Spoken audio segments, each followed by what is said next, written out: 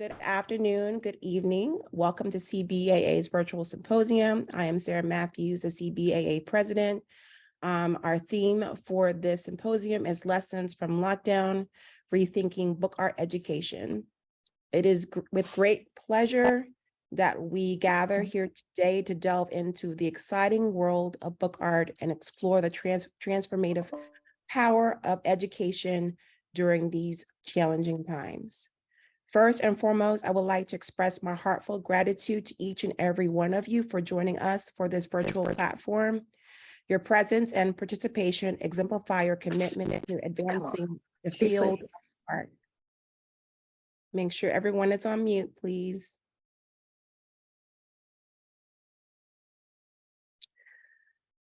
I would like to express my heartfelt gratitude to each and every one of you for joining us on this virtual platform. Your presence and participation exemplify your commitment to advancing the field of book art and your eagerness to embrace new perspective and ideas. Thank you for being a part of this enriching experience. Today, we are honored to have two distinguished keynote speakers who have graciously accepted our invitation to share their invaluable insights and expertise. Jenny, please remain on mute. Thank you. All right. Jenny Wilkson from Partners in Print, PIP, and Erin Beckloff, representing the Letterpress Educators of Art and Design, lead, will guide us through a journey of discovery as they shed light on the intersection of book art and education in these transformative times. Their expertise and passion for their craft will undoubtedly inspire us all. I would also like to extend a special thank you to Julie Chen and Rachel Simmons for their outstanding efforts in organizing the symposium. Their dedication and tireless work behind the scenes have made this event possible. They have curated a diverse and thought-provoking program that promises to leave us with a fresh perspective and renewed commitment to our craft. Furthermore, I would like to acknowledge the invaluable contributions of our esteemed board members. Your unwavering support and commitment have played a vital role in ensuring the success of this event. Your tireless dedication to the advancement of book art education is truly commendable, and we are deeply grateful for your efforts. As we embark on this virtual journey together, let us embrace the spirit of collaboration, open-mindedness, and innovation. May the discussions and presentations that unfold today and tomorrow inspire you to think critically, challenge existing paradigms, and explore new horizons in book art education. Together, we have the power to shape the future and redefine the way we approach our craft and what we do. Once again, thank you for joining us at the CBAA Virtual Symposium. Let us seize this opportunity to learn from one another and engage in meaningful conversations and celebrate the enduring beauty and significance of book art and printmaking. Together, let us embark on the transformative journey that will reshape the landscape of book art education. Next slide. So we have some board of directors openings coming up, and we invite you to join our board of directors and make a meaningful impact on our organization. As a board member, you'll participate in bi-monthly Zoom meetings where committees will present updates, propose motions, and vote on important decisions. We prioritize accessibility, inclusivity, diversity, and transparency within our organization and its membership. Your active involvement will help shape the scope, policies, and activities of CBAA. In addition to the regular meetings, you'll have the opportunity to attend annual meetings, member meetings, and planning retreats. These gatherings provide a platform for celebration, reflection, and strategic planning. We offer funding support for in-person meetings, ensuring that you can connect with fellow members face-to-face. As a valued board member, your expertise and guidance will be sought after by me as the president, and your input will be instrumental in shaping the direction of our association. Join us today, and we'll speak more about this later in the symposium. Next slide. So CBAA announces the Bill Stewart Project Award in Book Arts, honoring the legacy of Bill Stewart, a devoted supporter and dealer of contemporary fine press artist books. Members are invited to submit proposals for up to $500 in funding for new or ongoing creative projects. Proposals accepted will be accepted until August 31st. The posting will go up and will be live on our website starting next week. So be on the lookout for that, but they will be accepted until August 31st. Learn more on our website. Please remain, please remain muted, everyone. All right, proposals will be accepted until August 31st, and then you will be able to learn more on the website when we post it next week. And we hope to celebrate Bill Stewart's passion for the physicality of books by empowering and inspiring book artists throughout this prestigious award. Next slide. So what have we done so far? So we are excited to inform you. I don't know if you have saw the email that went forth at the beginning of the year, but we are moving away from the language of College Book Art Association to specifically CBAA, will be known as CBAA. The decision was to refresh our brand and our identity by updating how we do things, and also to remain a part of CBAA will remain dedicated to its core mission of supporting book art initiatives within the academia, but we are also expanding our scope to encompass all book artists. This inclusive approach will enable us to better represent and serve the entire community of book arts. So stay tuned for the upcoming changes to our brand identity and website as we strive to create a more comprehensive platform that caters to the diverse needs of book artists and fosters their creative endeavors. And then we also initiated the book art series. We launched an exciting series of online presentations where artists can choose from 3 categories when they submit the proposals: discussing a production of a process, conducting a 3-hour workshop on how to do a specific skill, or present an artist talk or collaborative talk with other artists. And we have made the presentations accessible to members and non-members and will be promoted through the social media and mailing lists. And then for the presenters, which is something that we thought was important, they will receive a $500 stipend and supply budget split among presenters if applicable. So be on lookout on the website. We'll be having call for entries from time to time to join and to be a presenter for the CBAA Book Art Series. And then the last thing I wanted to cover was we created the Rise Up Task Force, #RiseUpCBAA. And our goal and focus this year is to get creative with posters, postcards, and zines by making a difference by creating artwork that aligns with your inspiring cause or desired improvement. The goal is for everyone to distribute their work to the masses through rallies, marches, events, bulletin boards, and more. We've already seen a response for people for actually making things and posting it on social media. But if you're interested in joining the movement and share your creations, please use the hashtag #RiseUpCBAA. And if you are not on social media, you can send it directly to me, president@collegebookart.org. And we will show each other solidarity by supporting her and promoting all the artists using that hashtag. And the goal is really because I know sometimes we feel like we can't really do the things that we want to do or say the things we want to say, but we can do things little by little, and by utilizing our gifts to inspire others is something that I want to keep pushing forward within CBAA. Next slide. So lessons from lockdown, rethinking book art education. So what I want you to do is take some time, even today, and even after our conversations this weekend, and think about what you learned about yourself, what you learned through the process of going through a pandemic, and like how you overcome all the things that happened during that time. For me, I learned that you have to keep going no matter what. I remember 2020 like it was yesterday because the last 3 years were just like 1 year. And I just felt like that I had lost myself and I had lost my rhythm.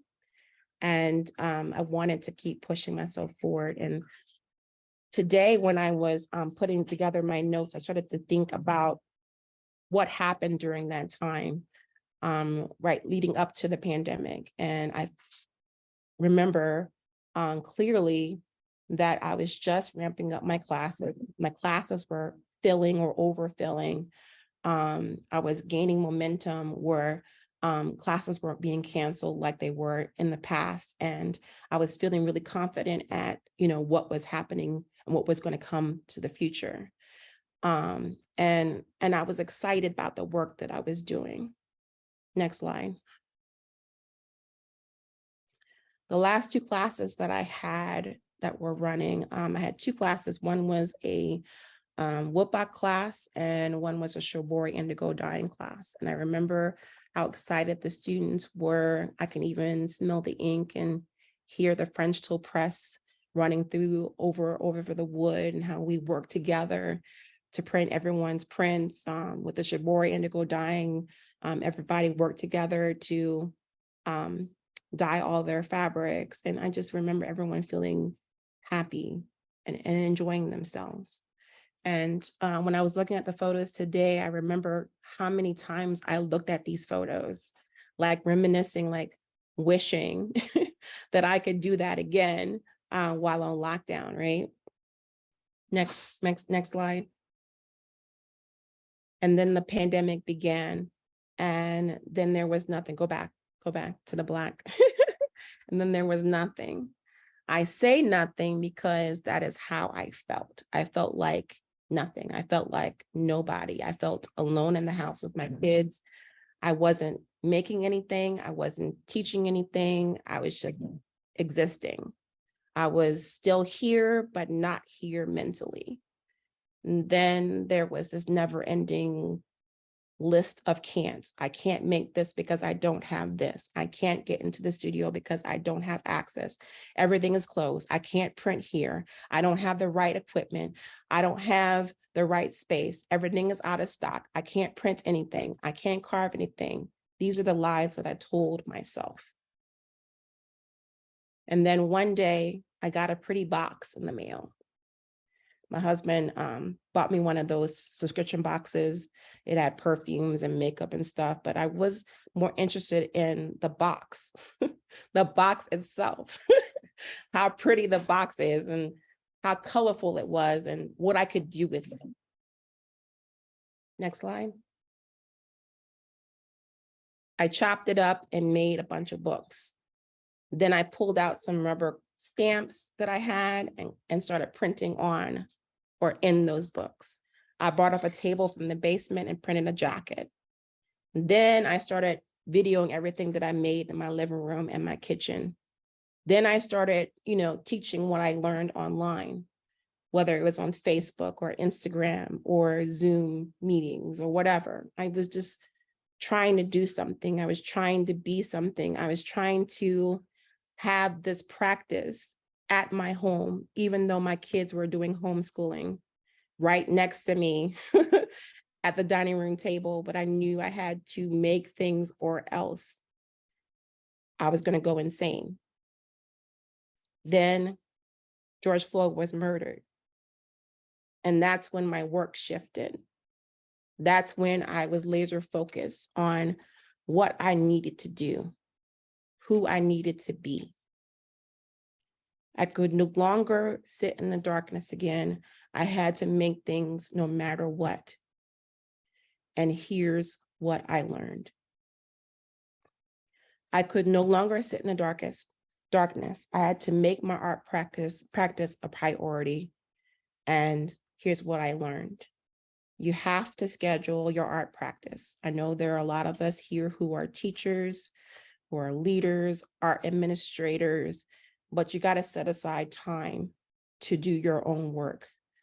I know people say, self-care can be selfish, but it's okay that it is, because you can't keep putting out if you're not getting anything in. If you're not filling yourself up with the art that you're making, you can't do all the things if you're not, fulfilling your soul. So it's important to schedule your art practice.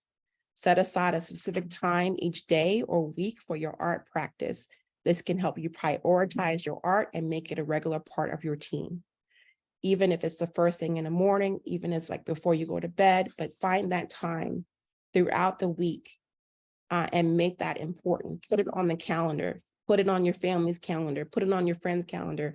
I can't go out with you because I need to do my work, because it's a part of you. Okay. Number 2, use your downtime. Look for opportunities to work on your art during your downtime, such as if you're commuting, listen to an art podcast or listen to an artist read their book that they wrote. If you're waiting for an appointment, watch a YouTube video with your earbuds in your ear. You can try also to break up your workday into smaller chunks and use the breaks in between in between to work on your art. But it's important to utilize every speck of time that you have, because it should be important to you. Number 3, create a dedicated space. I know for me, during the lockdown, I had no studio. I had nothing. And so my dedicated space was the end of my dining room table. And I made a lot of stuff in that little, 3-inch by 6-inch space with my little tiny cutting mat. I made so many things in that spot. And then I eventually grabbed another table from downstairs and started utilizing that spot. And then I printed this gigantic 3-foot by 6-foot piece on my kitchen counter. So it doesn't matter where it is. And I think the one thing that I would say I would like place my flag on is I had to say to myself, anywhere where Sarah was is where the studio is. It didn't have to be this ginormous studio space, but anywhere that I was is where the studio was. So make it accessible for yourself, make it easy for you to focus, to get into that creative zone. Even if you don't have a lot of space, try to find a small area, even if it's a closet, to get your work done. Number 4, make it a priority. If your art practice is important to you, make it a priority. This means saying no, which I know it's hard for people to do, me included. I am a yes, ma'am. I actually did a year of yes before, so I know what it feels like to say yes to everything. But sometimes you have to say no and delegate tasks to others so you can free up time for you to make space for you to make art. Number 5, set realistic goals. I know for me, at the time when the pandemic began, my youngest was 4 and my 2 middle kids were in middle school. So they were like 10 and 11 years old. And then my oldest was in high school. So that 4-year-old just didn't believe that I had any time. She consumed all my time.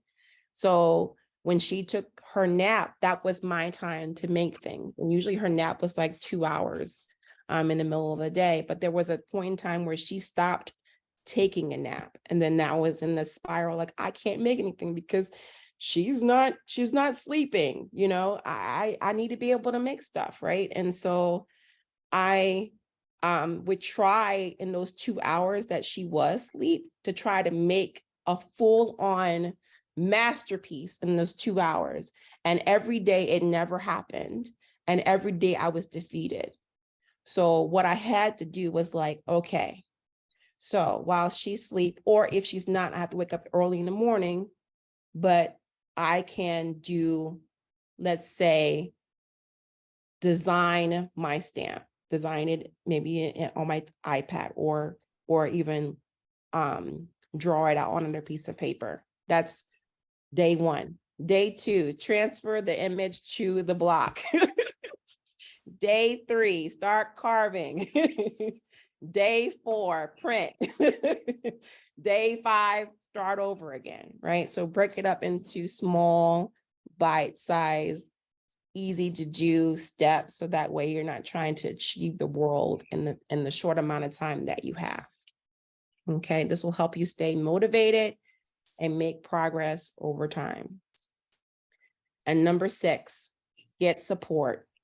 Just like we're doing today, we have a community. You can scroll and look at how many people that are in this room together, even if it's a virtual room, right? Surround yourself with other people who support your art practice and encourage you to take time for it. I know for me, I had my art friends. They were also book artists. We met every week via Zoom, and we held each other accountable to getting stuff done. We even encouraged each other to go for call for entries. We helped each other, write our descriptions. We helped each other write our colophons. We worked with each other to ensure that we got the stuff that we wanted to get done. It's okay to have that accountability partner to push you to achieve the goals that you want to achieve. Just make sure the person understands you and you understand them, and you work together. And it could be, again, a friend, a family member, or other artists who can offer advice or motivation. I know for me, I work out of Pyramid. I just enjoy walking the studios and talking with others and seeing what they're making, and they inspire me to make things, and they see what I make, and we inspire each other. So it's really crucial to have that support, the support system. And CBA also can provide the support system for you, because we all have the same drive and energy and are inspired by book arts. So this is important to us, right? Next slide. Your work is important. Your work is important. So do something about it every day. Amos Paul Kennedy said to me, and I'm saying he said it to me. There were other people in the audience. They were there, but to me, I was like, he's saying to me. He's saying that directly to me. He's speaking to me, right? But he said to do something every day. He said, even if you take a paintbrush and draw one line across the page, that's doing something. He said, and then the next day you could add to it, and then add more. Then throw some wood type on that. And before you know it, you will have a work of art. So keep pushing. Keep moving forward. And don't give up on yourself. I know that's one thing that we as humans do, is like, oh, I can't do this. That's the first thing we say, I can't do this. I don't have this. But the one thing you have with you all the time is you. Right? Is you. And you can achieve anything if you put that mind towards it and not give up. That's what I'm encouraging you all to do. I'm also encouraging myself to do. Because when I look back over this year, I haven't made, to be honest, I haven't made a work of art this year. But you know what? I'm going to make a work of art this summer. And I'm going to hold myself accountable, and I'm going to utilize my art friends here in this room and here in person to ensure that I get that work done. And the way that you can ensure that people hold you accountable is if you audibly say, I'm going to make this. Hold me accountable to that. I'm telling you, you will get lots of things done. All right. So while I have you here as a willing participant, I want you to put in the chat what you plan to do this year, really quickly. Just what you want to work on. What do you want to make? Throw it in the chat.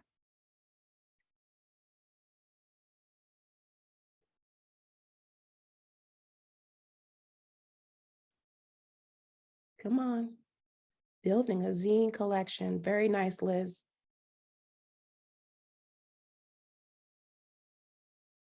I would love to see it. Make sure you share. Who else? Finish another book. Yes. Nice. Angie is going to try and learn paper cutting techniques and apply for 3 grants. Awesome. Shira says, inspire students to special collections with artist books. I love that. Sarah says, I want to finish printing the book I stopped working on a month ago. Yes, definitely. Caitlin, refreshing my digital design skills. Awesome. I'm trying to learn how to organize national meeting to help with my friends. That's great, Rachel. And make some art too. Yes. Bridget says, investigating forged ink with handmade paper and print. Oh my gosh, this is giving me chills. We've got to do all these things, folks, because it's important to us, right? With that said, I am going to close it out and I'm going to hand it over to Rachel. But thank you all for listening to my TED Talk. Keep making things. And I look forward to seeing what you make. Thank you so much, Sarah. That was really inspiring. I can totally relate. I know a lot of us can. Even if you weren't at home with 4 kids, I think you can completely remember those days. Yes. Yes, it was a challenge. So, hi, everybody. I'm Rachel Simmons. Let me put my camera back on if I can figure out how to do that. I am working as a member of the board, and I'm running the meetings, sort of programming that we're doing. So I'm here to talk to you a little bit about our next in-person meeting, which is really exciting. It'll be our first one since 2020, which is crazy. Like, I've seen some of you since 2020, but not all of you. So I'm really looking forward to that. Let me see. Can someone tell me if my screen is visible? Yes, it is. Okay, thank you. Okay, so in 2024, so about a year from now, I would be thrilled to see you at Rollins College. That's where I teach. It's in Winter Park, Florida, which is in the Orlando metro area.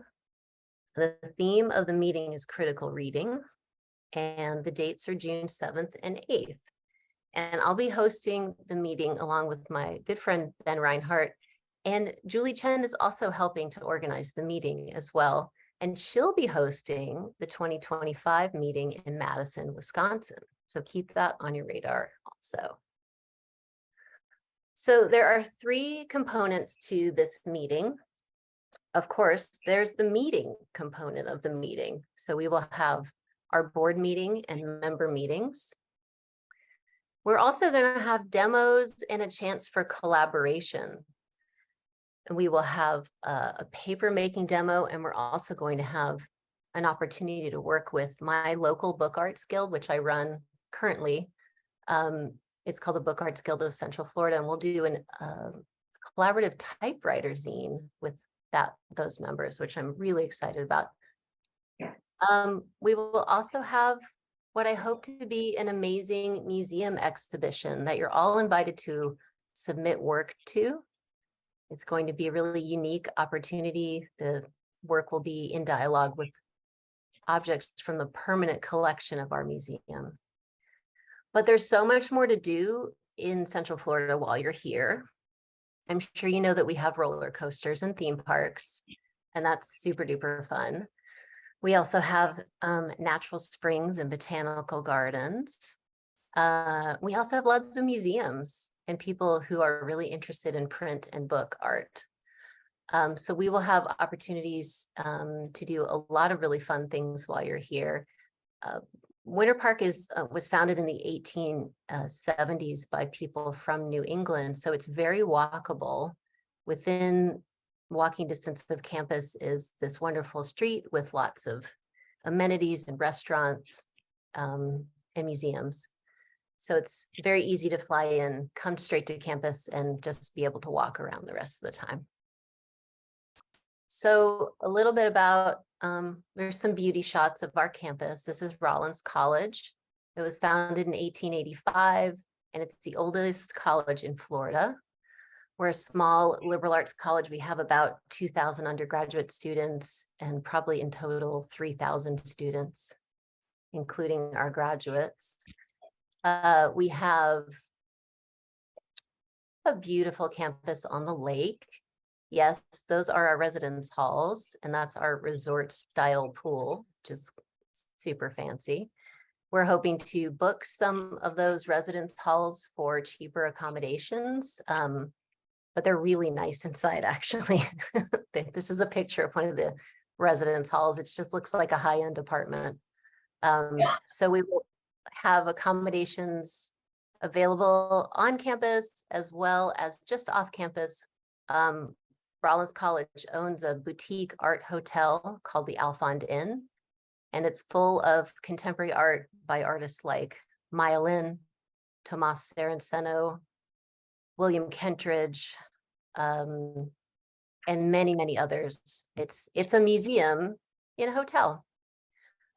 So if you get the chance to book a room in the Alfond, it's a really spectacular place to stay. Every room is full of contemporary art. It's fabulous. Like this piece. Also, this is where the exhibition will be. It's the Rollins Museum of Art, which has the Alfond collection of contemporary art, but also historical works of art in the permanent collection. The collection is approximately 7,000 objects. And it's a wonderful museum. So I'll be working with our head curator, Gisela Carbonell, on our book arts exhibition. We'll also have the opportunity for an excursion to Flying Horse Editions. If you're not familiar with Flying Horse, they're connected to the University of Central Florida. And like Graphic Studio in Tampa, they're a fine arts press. They invite artists from all over the world to come and make editions.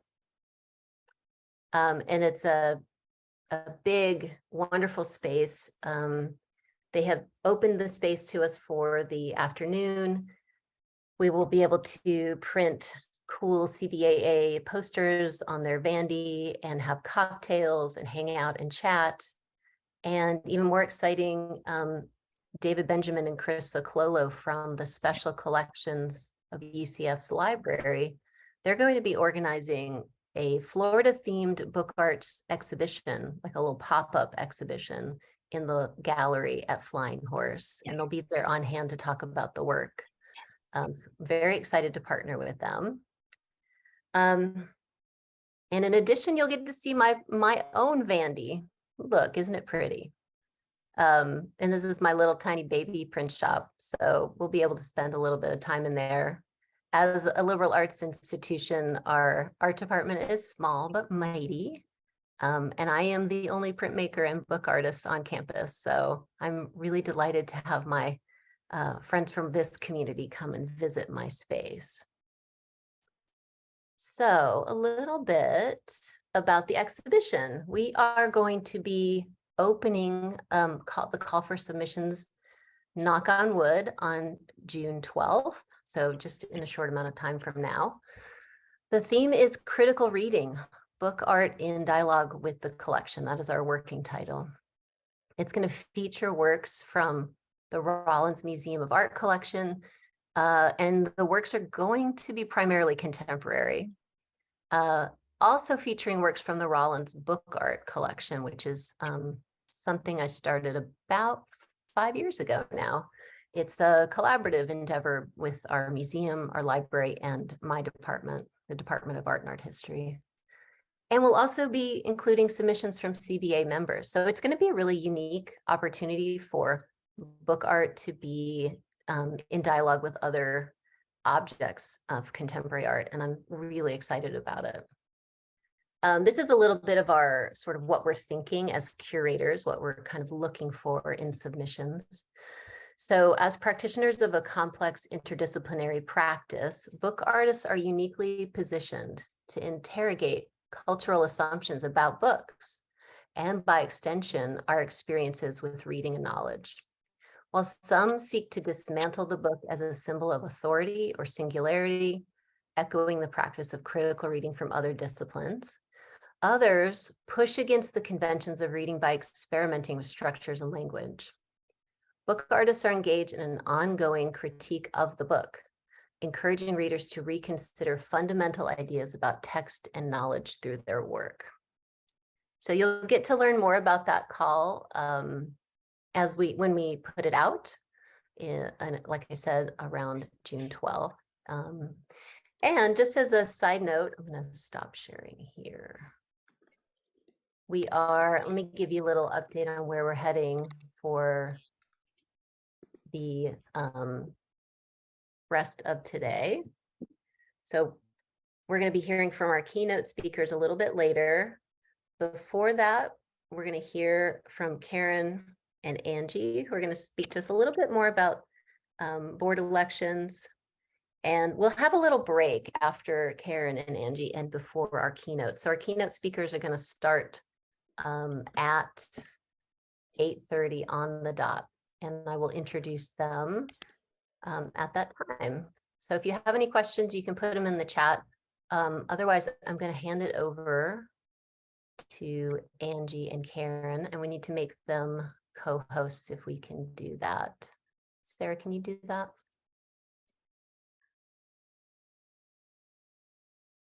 Perfect. Thank you.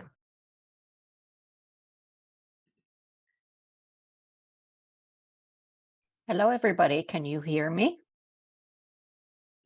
Yes, Yes. I can hear you. Wonderful. In just a moment, Angie will screen share for us a series of slides that will help you follow me through a brief introduction to the board and its elections and descriptions of various positions that are becoming open on committees. Welcome. I'm very happy to see so many people present. And I hope to generate a little bit of interest to participate in the board's elections and to generate some interest in sitting on our standing committees.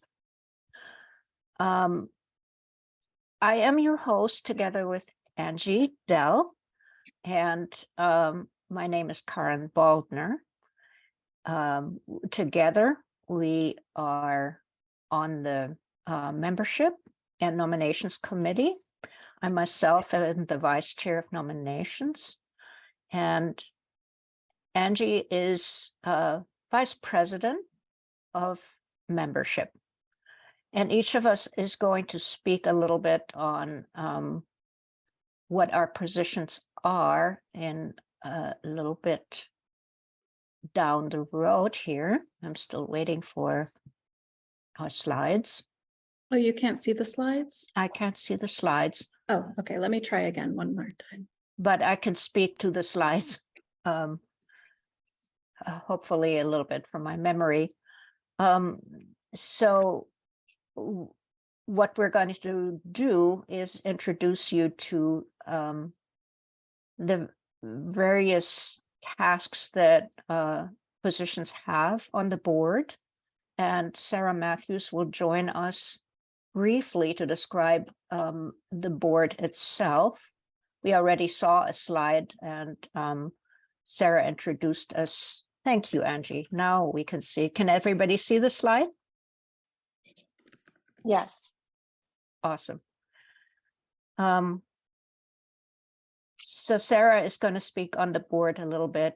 We're going to provide insight on CBA board roles and responsibilities. I will briefly discuss open committee and board positions, and this should be the most interesting part of this little session. Hopefully to entice some of you to say, yes, I really want to join a committee. This sounds like it's written up for me only. And then I will detail the nomination process for joining the board, and in any case to answer some questions on joining committees. The nominations are due on August 20th this year, and service for these positions will start in the beginning of 2024. We also are going to answer any kind of question you may have, and this will primarily be Angie's role, who is our tech. So there she is. And if you would put yourself with your questions into the chat and leave any questions there, and we're going to attend to these questions. What I also would like to invite right now is, first of all, Angie to introduce herself briefly. Angie. Hi, I'm Angie. My pronouns are they, them. I'm a book artist and printer in Phoenix, Arizona, as well as a creative writing teacher. And on the CBAA board, I am, as Karen said, the vice president for membership. So I work with Karen and others on the membership and nominations committee. Thank you, Angie. And for myself, I'm the vice chair of nominations. So anything about the nomination process goes through me, and I share with Sarah, of course. I've been on the membership and nominations committee for about 3 years, and have been a member of CBAA for a long time. Can't remember how long.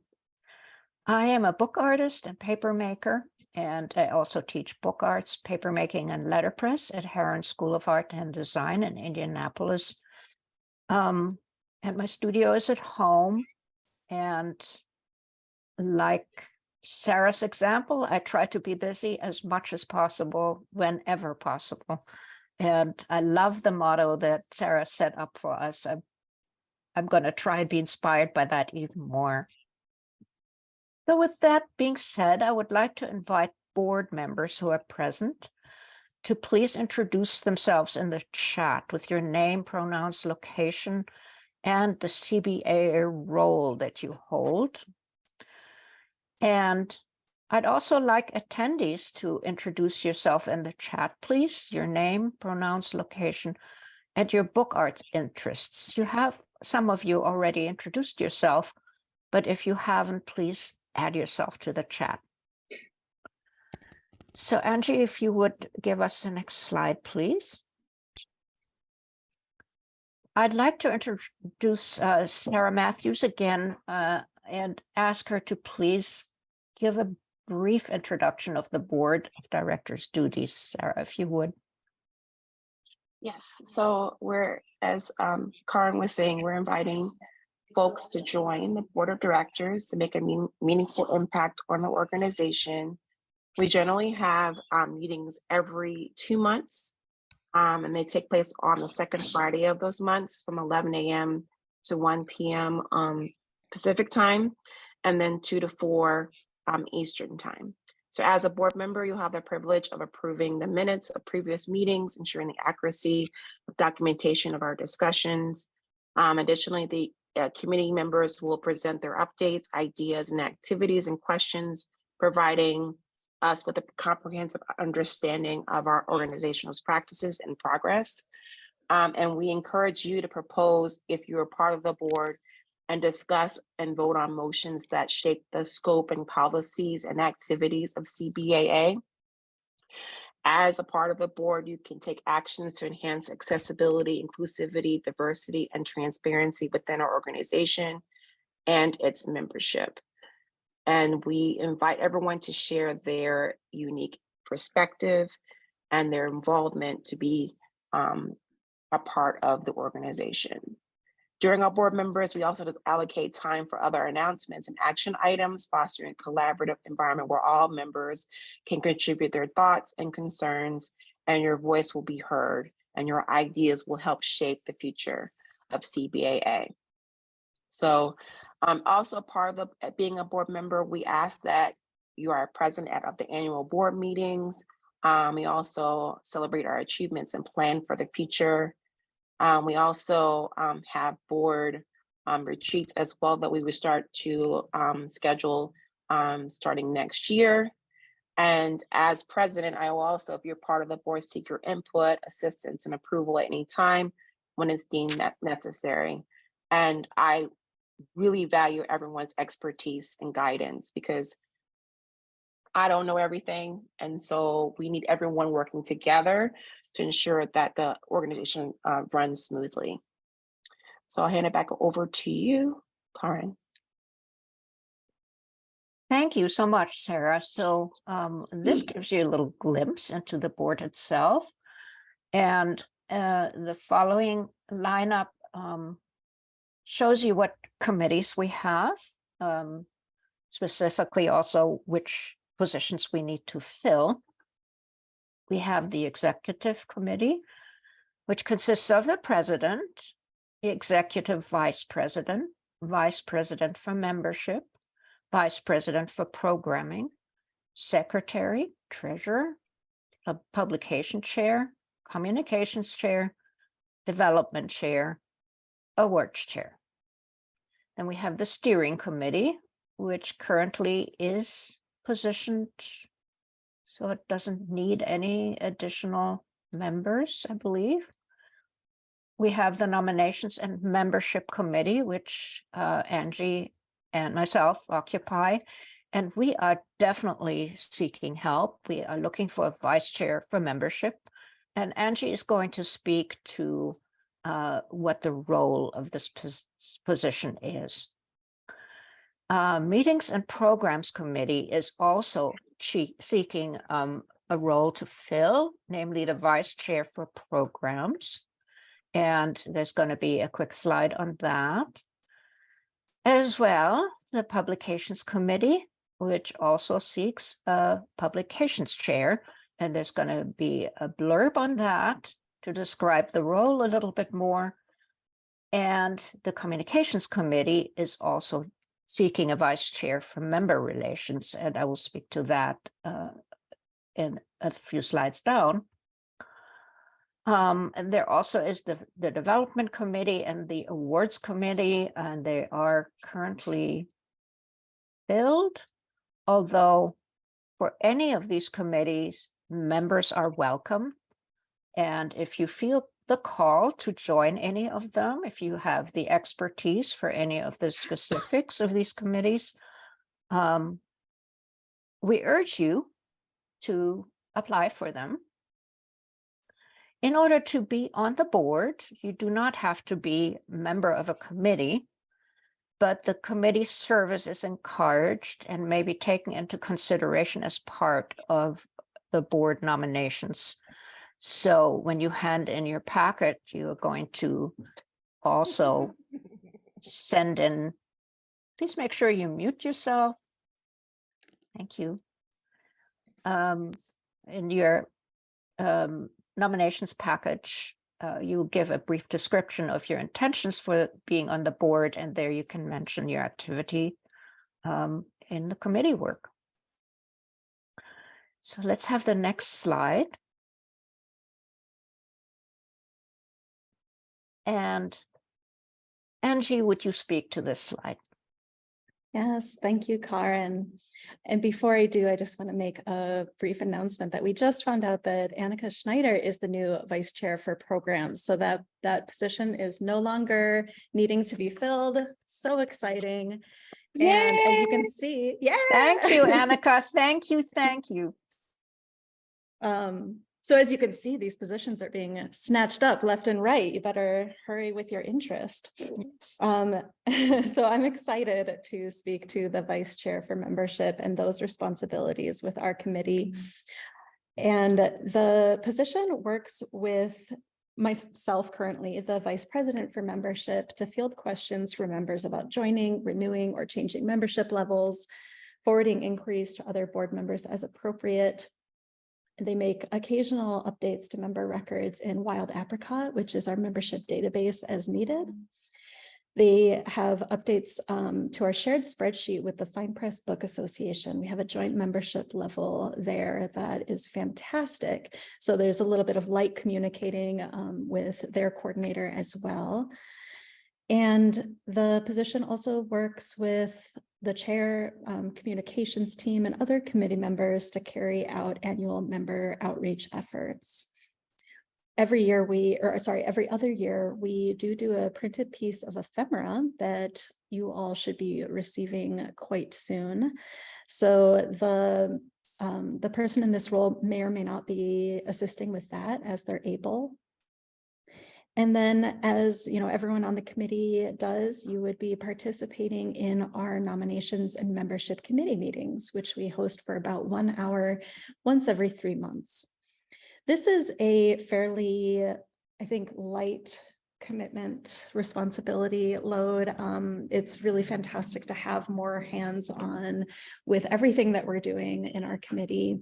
I would approximate, because I'm currently doing this role, that it takes approximately 2 hours per week.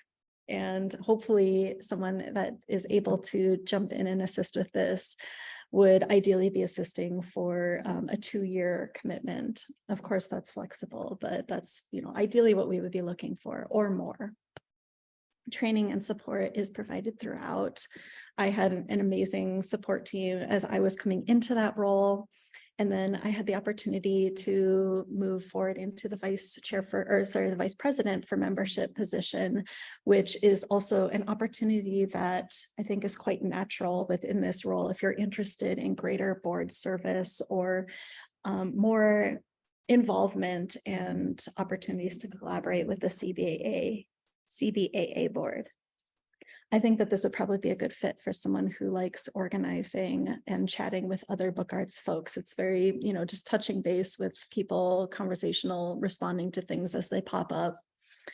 And if you are interested in this at all, feel free to email, this would be to me at member@collegebookart.org. And we are also holding our committee meeting on Monday. So join us for that if you're interested to find out more as well. But I'd love to talk. And thank you all. I will now hand it over. I think maybe hand it back to Karen, unless someone from the publications committee would like to speak to this one. Anybody here from the publications committee?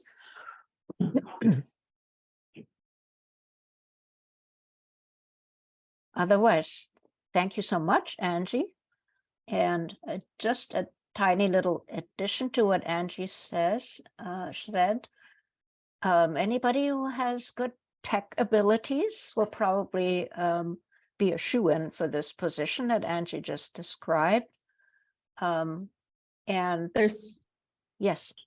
Yes, don't be too daunted by that, though. There's some back-end work with Wild Apricot, our database system, but I am not super tech savvy, and I can help you kind of get oriented to that. Thanks, Karen. Yes, and thank you. There is excellent help and professional help, so to say. You will be guided on every end, as Angie says. Briefly on the chair for the publications committee. The chair serves as a liaison between the vice chairs and the CBAA executive board, schedules meetings with subcommittee vice chairs, attends CBAA executive board meetings, and helps the subcommittees when they're needed.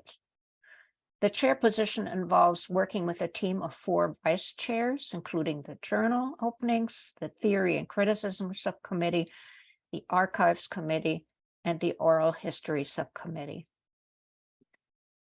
The chair also oversees the mission of the publications committee.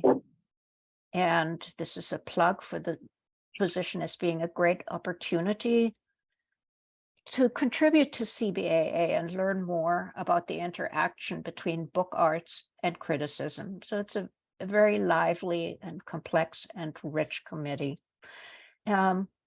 Should this be interesting to you, be in touch with publications at collegebookarts.org to learn more about this position. And I hope that you think about it. Angie, would you, yes, the next slide.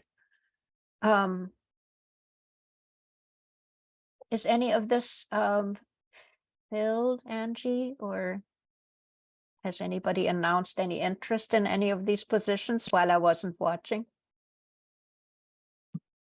Not yet. The vice chair for programs is now filled. Good. And thank you again, Annika. So I'm going to go to vice chairs for member relations. And this is a position on the communications committee. The vice chair creates and distributes the bi-monthly e-blast that communicates important information to membership. And they assist with projects as requested by the communications chair. So if you are tech savvy, of course, this would be a good fit. But from what I hear, it doesn't take too much tech savvy, and there's excellent guidance also through this role. Be in touch with Communications One at collegebookart.org. And I hope I have this address right. Virginia, you are on board. It can be communications at collegebookart.org. Thank you. I knew there was something a little. I mean, odd. I'll get them either way, but we fixed it. So it's communications is what we're pushing. So Thank you, Virginia. And the lovely voice you just hear is Virginia, the chair of the committee, who will probably answer your questions for this. And you had a hand up there. Thank you, Virginia. All right, let's move on to the next slide.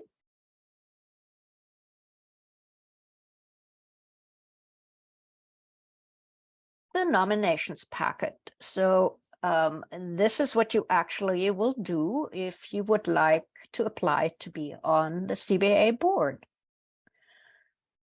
Your nomination can also be a self-nomination, or if you're interested, you can ask somebody whom you know, possibly somebody on CBAA board, to write a nomination for you. And this nomination letter should include your name, contact information, institutional affiliation, and your interest and board position, and a brief statement of the nominee's qualifications by the nominator or yourself, if you're self-nominating. The package also should include a nominee's brief biography, your CV, and then a candidate interview. And this interview includes your name, institutional affiliation, year of graduation and degree, focus of your study, what CBA committees you have served on, if none, which committees would benefit from your service. Have your answer to the question, have you attended, provided presentations, and or volunteered at any CBAA events? Answer to the question, do you have any additional organizational experience that may be helpful? Do you have any skills that may be helpful? Graphic design, for example, fundraising, database management, or something like that. And answering the question of why you're interested in serving on the board. The nominations package should be sent to me, Vice Chair of Nomination, at kbaldner@iupui.edu by August 20th. And to this, I want to say, this is, of course, a handful of information here. If you don't remember any of this, you can just be in touch with me. So Karen Baldner, kbaldner@iupui.edu, and ask me again of what is needed for your nomination. And I will fill you in on the nomination letter, biography, CV, and then I will send you the candidate interview with the questions I read to you just now. And you can send me what you have, and I'll keep reminding you until we have the package together. So it's pretty painless in that sense. The most important thing is that we would like to hear from you. Even if you just have a little bit of an interest in serving on the board or being on a committee, and you're not sure if you have time to commit, or what exactly is involved, we can talk to you about this again, give you some pointers, and take it from there gradually. So we very much hope to hear from you, and also you may have questions. So we have a few minutes left that we can use for questions, and then we are going to spill over into a break time for additional questions. So we'll stay open and available to you in the chat. So in case there are any questions, please address them at this point. You can have a direct answer from us. So Angie and I would love to hear from you, and perhaps see you on any of the committees, and let's hear from you. Thanks, everybody. Thank you, Karen. Yes, so if Angie? there are any questions, feel free to voice those right now or drop them in the chat.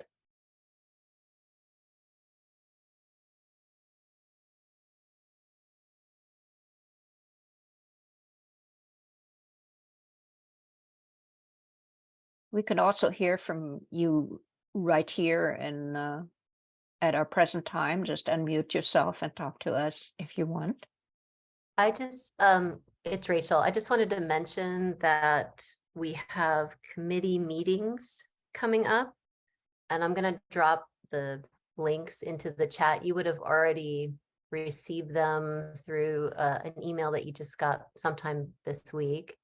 But if you look at the chat, you can see the virtual committee meetings. So membership is meeting Monday, June 5th from 4 to 5 p.m. Eastern time. And there's a link for that. Steering committee is Monday, June 5th from 4 to 5. We have awards committee Tuesday, June 6th from 3 to 4. All of these are Eastern time. Publications is meeting Wednesday, June 7th from 3 to 4. Meetings and programs, that's the committee that I serve on. We're meeting Friday, June 9th from 2 to 3 p.m. Development is meeting on the 23rd, so a little bit later in the month. They're meeting at 12. And then communications, that is Virginia's awesome committee. And please consider joining the communications committee. Virginia does so much incredible work for us.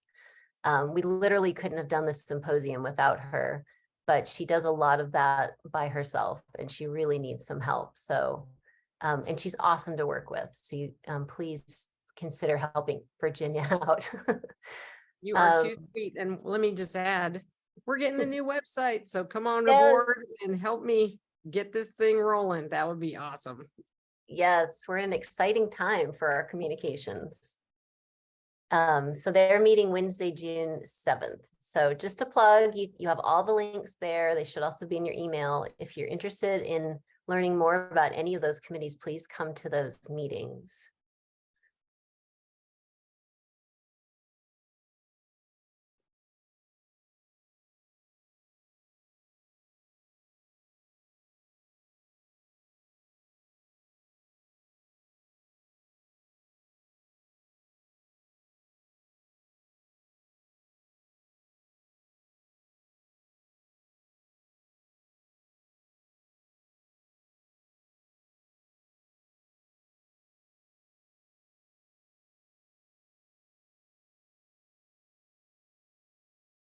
Okay, it looks like the steering committee is going to reschedule.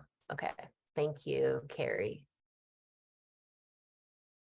While we're looking for questions in the chat, I just wanted to remind everybody that our keynotes will be Jenny Wilkson and Erin Beckloff. They'll be speaking at 8:30 this evening.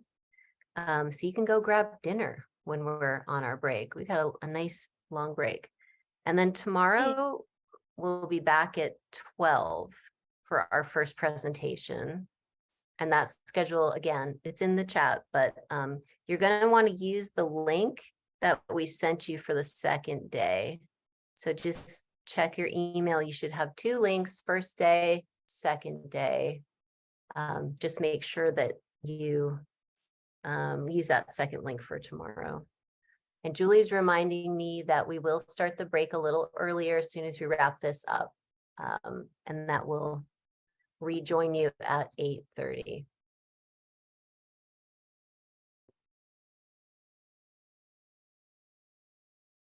Thank you, everybody, for coming to this and for considering. We are going to be available for questions beyond this. So if you'd like to, we can wrap this up, and I will post my contact info and Karen's contact info in the chat one more time so that you can follow up by email, and happy to schedule a video meeting, a phone call, talk over email, whatever works best for you. Thank you, Angie. Can you unshare for me?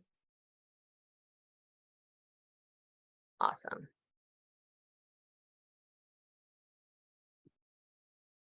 Okay, I think we're going to head to our break. We'll see you at 8:30. Yep. All good?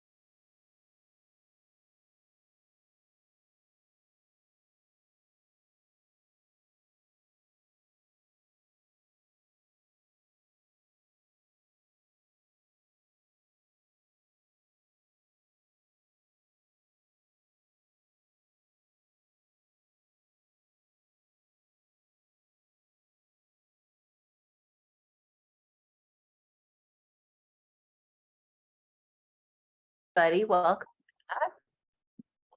We are, again, I'm Rachel Simmons, and I'm here to introduce our incredible keynote speakers that I'm delighted are here with us. I have Jenny Wilkson from Partners in Print. So Jenny, from 2001 to 2020, Jenny oversaw the operations, curriculum, and community outreach of the Letterpress department at the School of Visual Concepts in Seattle. She was the founder and director. And then, COVID hit. So she helped to evolve that program into Partners in Print. They are wild. They are really, really interesting. Oh, okay, we got it muted. So then she's sort of being thrust into the nonprofit leadership role by this crazy global pandemic. But PIP has a super kick-ass leadership team, which allows Jenny to continue to run community programs that amplify voices, like Words of Courage. And she gets great satisfaction from connecting letterpress artists with a global audience through long-distance letterpress classes and the super fun print features. If you haven't joined print features, it's really cool to see emerging printers in action. And we are also going to hear from Jenny's partner in crime, Erin Beckloff. Erin's known for founding Letterpress Educators of Art and Design, but she's just like one of those people that connects everybody in the community. That's, I think, her special magical skill.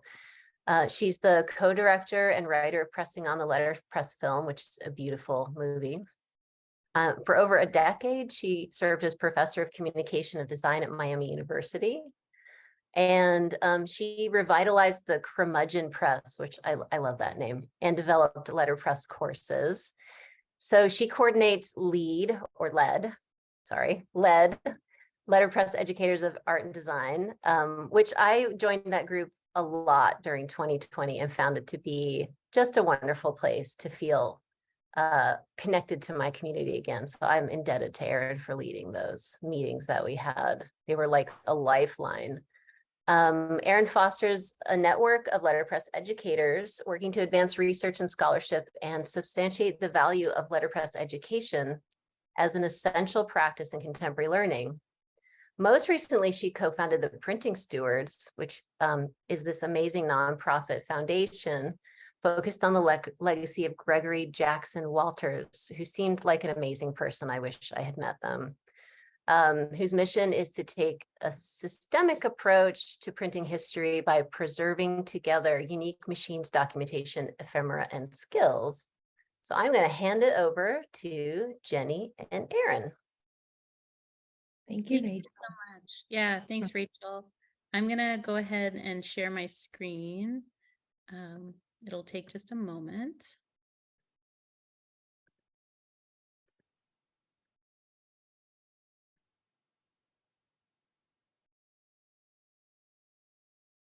All right. Is everyone seeing our slide? Our Bitmojis and my bomb in hair? Yeah. So much better in Bitmoji form. Thanks everyone for being here.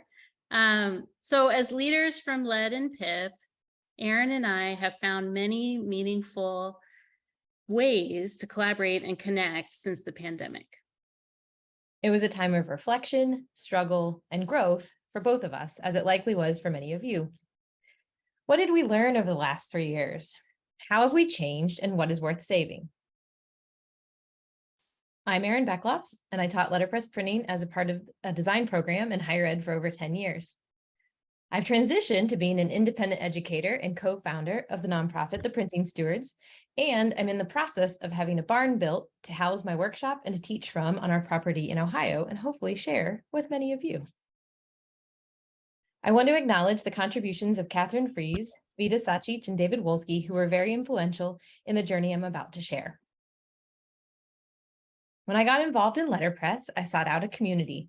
A majority of printers I have met generously share their knowledge and support each other. Early on, I joined the Amalgamated Printers Association and became active in other organizations. Inspired by the stories of the community, I co-wrote and directed the documentary Pressing On the Letterpress film. But as an educator establishing my research and teaching practice, I felt somewhat isolated by the obscurity of my work within my institution. I sought opportunities for collaboration with those who were in a similar situation as myself. In 2017, I began organizing events to foster connections with fellow Letterpress educators. The invitational event, Make Ready, a Letterpress Symposium for Educators, was held at Hamilton Woodtype and Printing Museum in Two Rivers, co-planned with Program Officer Stephanie Carpenter. Having met through other Letterpress activities, an initial group of 16 educators were invited to come together to share their creative and scholarly production, research, and teaching. The symposium generated enthusiasm for another event. The next summer, Make Ready Bold and Bright Edition was co-planned with Allison Fisher and held at Globe Collection and Press at MICA in Baltimore. 26 educators from the US and UK attended. In addition to presentations by all participants, we had a field day. We had a day of field trips, including a visit to see the linotype machine stained glass window at Ottmar Mergenthaler's church. I know you all would have liked to have come along on that part, and you should go see it. So, as we started to form a strong community through these events, tackle big questions, and make plans for Make Ready 2020 in London, the pandemic hits. My university was one of the first in the US to make the shift to remote teaching and learning with only one-day warning. We all remember what it felt like in that moment. We began to realize the implications. Quickly, we lost access to our studio spaces and specialized equipment. Studios once hustling and bustling with activity, students, and work became empty. The students dispersed to their halls and homes, and we educators had to find a way forward. In that time of incredible uncertainty, I was drawn to the printing community I had come to know as a source of strength and support. I was primed to organize and uniquely positioned to connect people. As a part of my research, I'd compiled a database of printing educators. I cold emailed everyone on the list and began organizing virtual meetings for camaraderie and commiseration.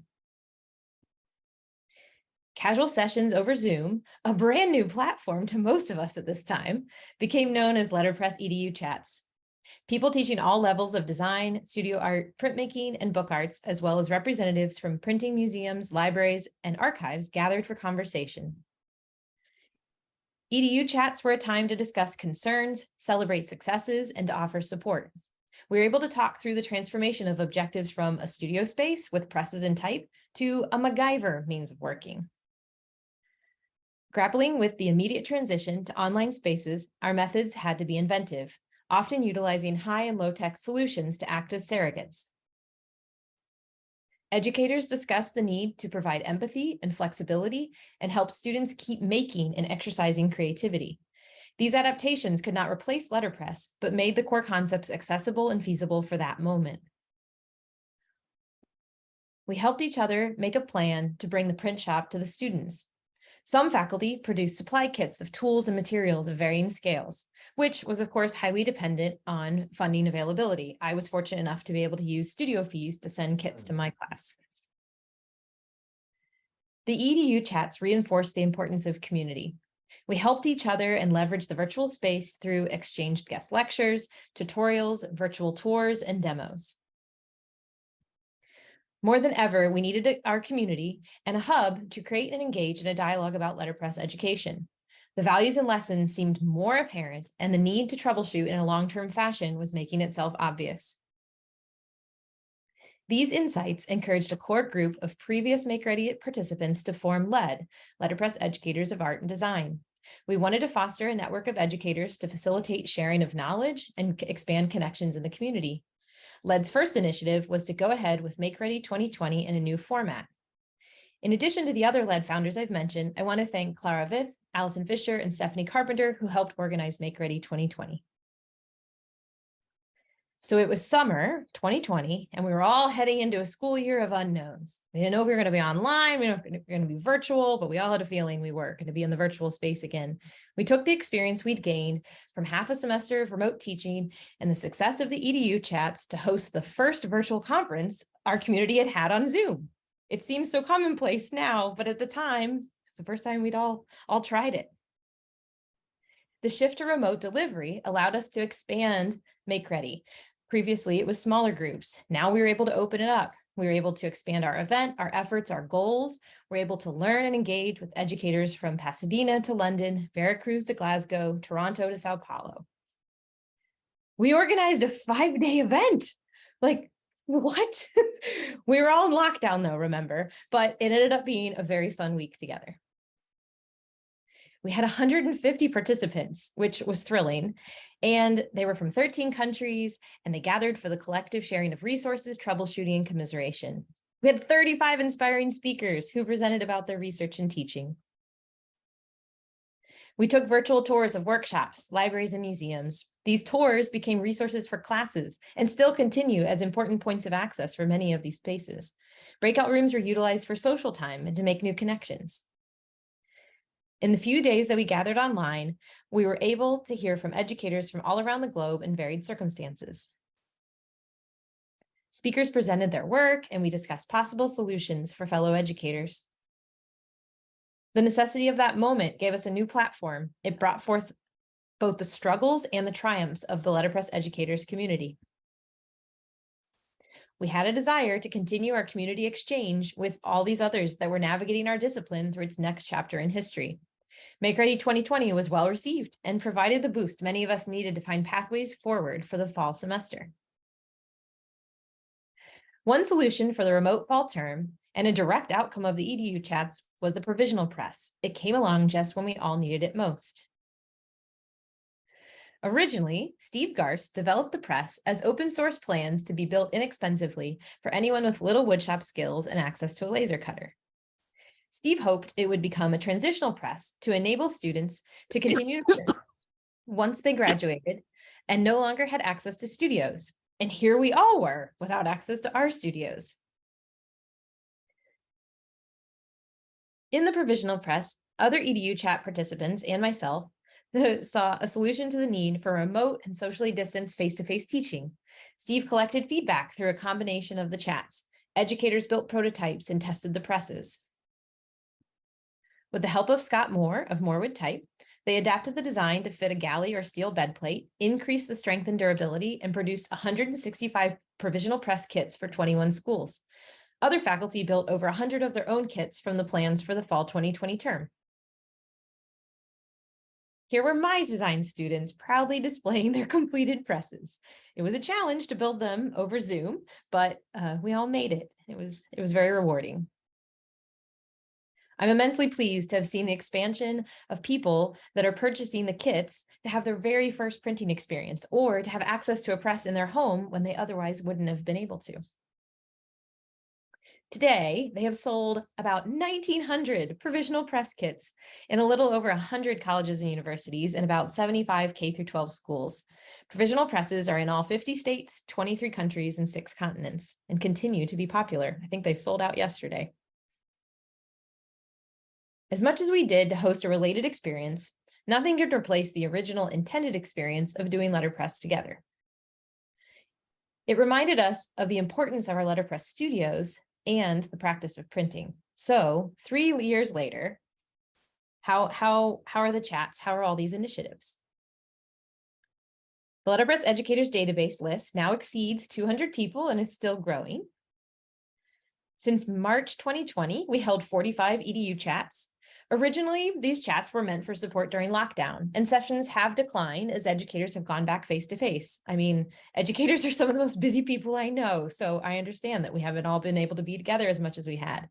But these times for discussion and support are something I plan to organize with a more of a topical focus to continue gathering and supporting each other. Another positive outcome of the EDU chats was that Erin participated in them and saw the benefit. So he launched the Artist Books Conversations, which he will be speaking more about tomorrow at 1 p.m. with Leah and Levi. The pandemic situation expedited expansion and formalization of LED.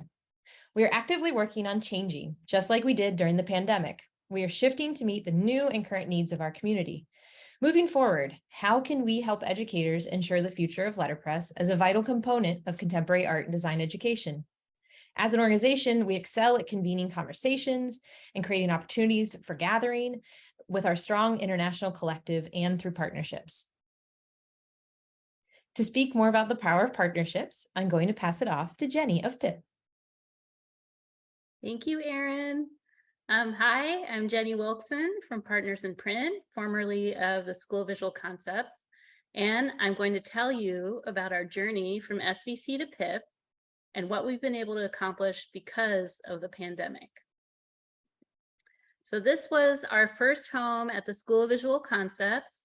The Letterpress studio was on the second floor, and you're looking at it at our annual Ways Goose and Steamroller Smackdown. SVC is a for-profit school for professional development, marketing, and communication design, and they started offering letterpress classes in 2001 when the rest of the world was abandoning print for pixels. They are small, nimble, and their model of live learning and networking has helped shape the collaborative letterpress community that we have in Seattle today. This was our second home at the School of Visual Concepts. We moved a few blocks closer to downtown. We were a very lo-fi presence in a high-tech part of the city, and we really liked it that way. We were right across the street from Amazon, and Google and Meta were just right down the street. Our program was very comprehensive. We had 10-week-long intro to letterpress classes for the community. We also had a Letterpress 2 class and Letterpress 3. We had students stick around and take classes for years. They would become our teaching assistants and then our instructors.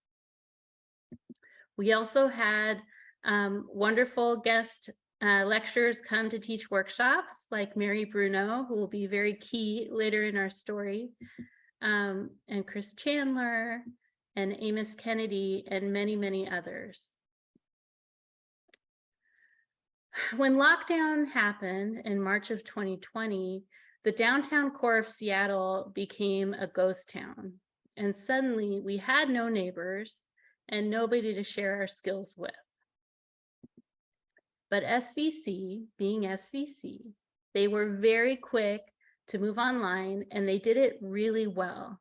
And because they were so nimble as a company, they were supportive enough to let us try something we're calling long distance letterpress that spring. We rolled it out really fast. I'm going to get into it a little later, but it's basically like producing a cooking show.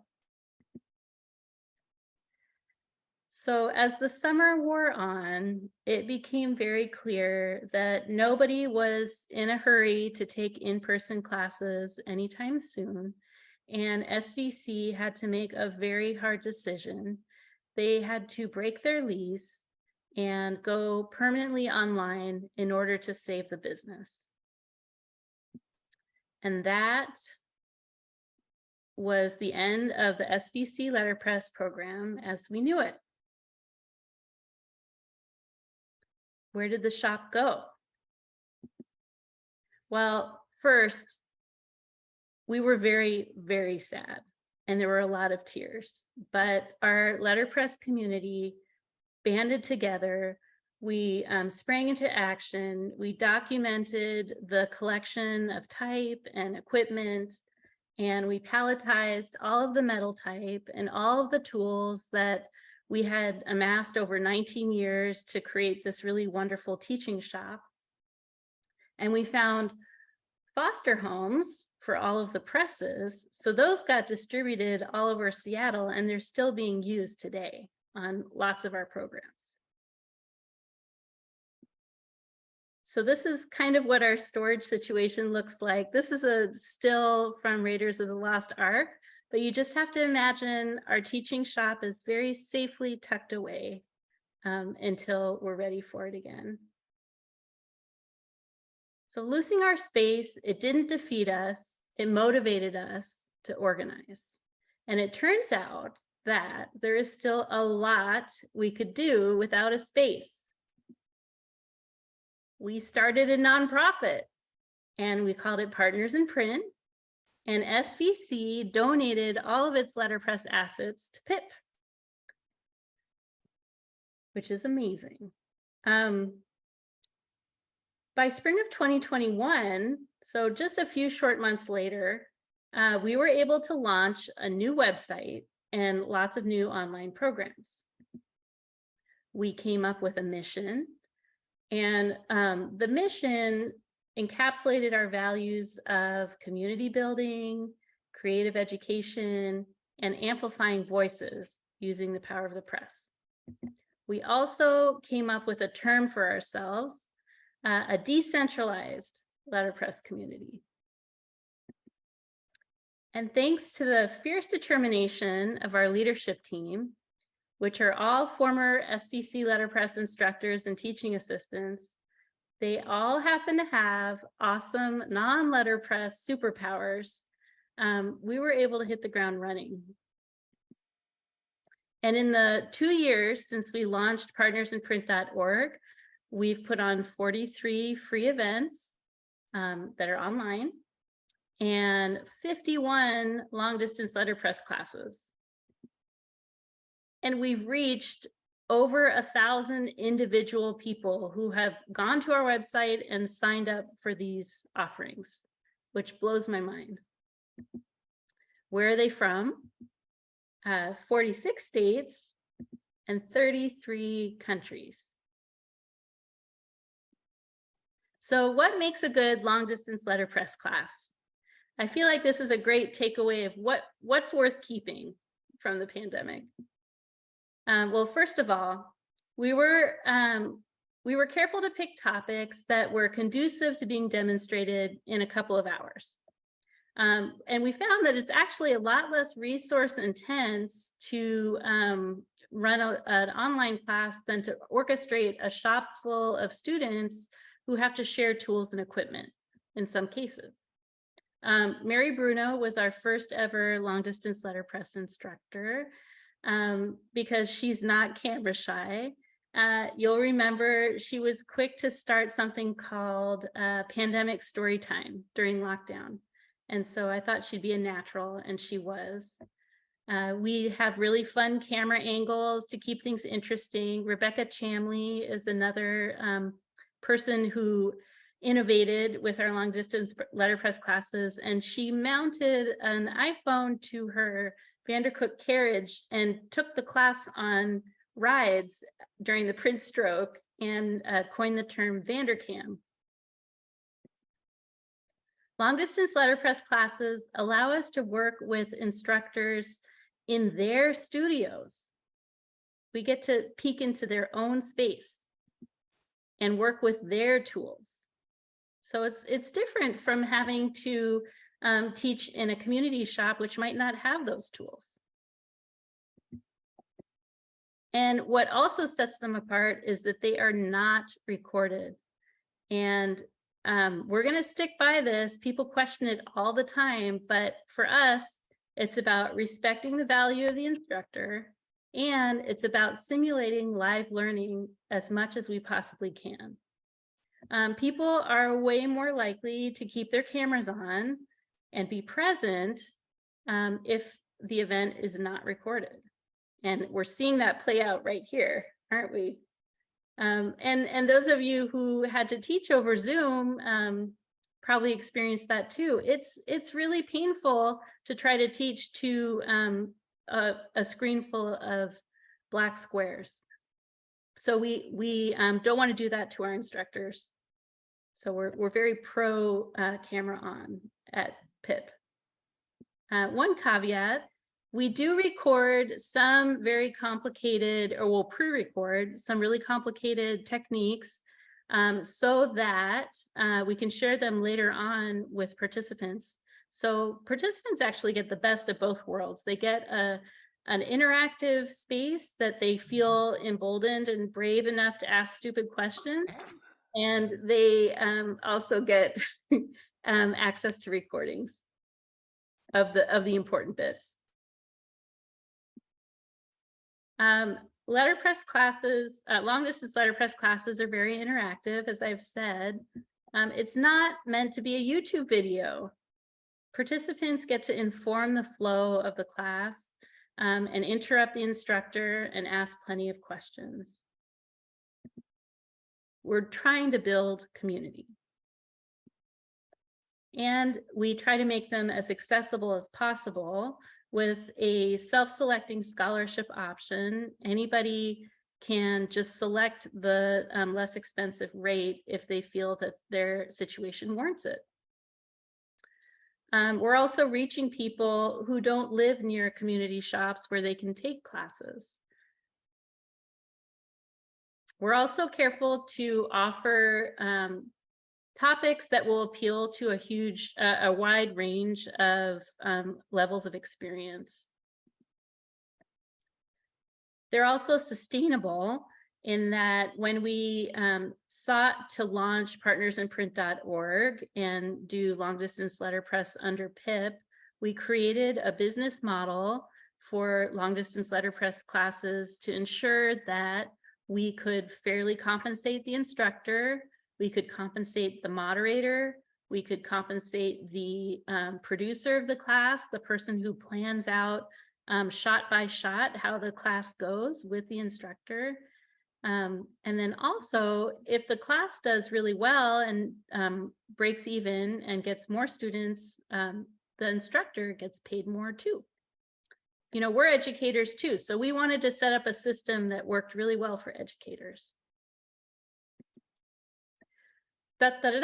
Seattle reopened. People were ready for in-person events again, and we did not have a space. So what did we do? We decided we were going to get really good at bringing our tools and sharing them in other people's spaces. And it looks like this. It's a bunch of Home Depot totes, provisional presses, stuff in galleys like that. And it completely fills my car. And we've had to hone our message when we go into these spaces so that people who have never encountered letterpress printing can understand right away why it's so important and worth doing. So phrases like "your words have power," print posters that shout, "get your point across with type paper and ink," and a history lesson, letterpress, changing minds and telling stories for 500 plus years.